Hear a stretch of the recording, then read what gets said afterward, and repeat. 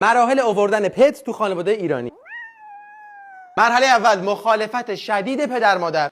همینجوری میری خونه میگی مامان جان نظرت چیه یه پت بیاریم؟ حیوان بیاریم؟ داریم دیگه، تو چیکاره پس؟ تو این خونه یا جای منه یا جای حیوان. چی؟ خلاصه که از شما اصرار و از اونها انکار، ولی درصد زیادی موفق میشن با التماس خار و خاشاک پتو ببرن خونه. پدس. مرحله دوم کنترل فاصله. بعد از اینکه حیوان مورد علاقت رو میبری خونه باید تعهد بدی که اون هیچ وقت نزدیک پدر مادر و جاهای ممنوعه نمیره. یعنی شما باید قول بدی که رو تخت نمیره، رو میز نمیره، رو مبل نمیره، تو آشپزخونه نمیره، تو اتاق نمیره. همینجوری مثل این خزنده چنباتمه میزنه یه گوشه، کاری به کار کسی هم نداره. در بده. مرحله سوم ارتباط مشکوک و انکار کردن علاقه از سمت پدر و مادر. یعنی شما متوجه یک سری فعل و انفعالات مشکوک در خونه میشید. معمولا با عکس گرفتن شروع میشه.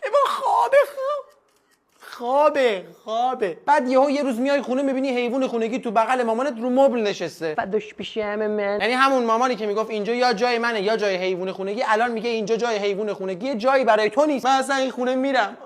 باید میرم. خودم میرم. و اما مرحله چهارم وداع با خانواده. کم کم حیوان خونگی جای شما رو تو خانواده میگیره. تو دیگه جایگاهی تو خونه نداری. من ناراحت نیستم. یه خانواده دیگه پیدا میکنم. اینجا جاییه که تو با خانواده‌ات خداحافظی میکنی و دیگه بچه اونا نیستی. حیوان خونگیت اومده جای تو رو گرفته و از این به بعد اون بچه خانواده است. آخه این رو میز کامپیوتر من گو نخورم. من رفتم.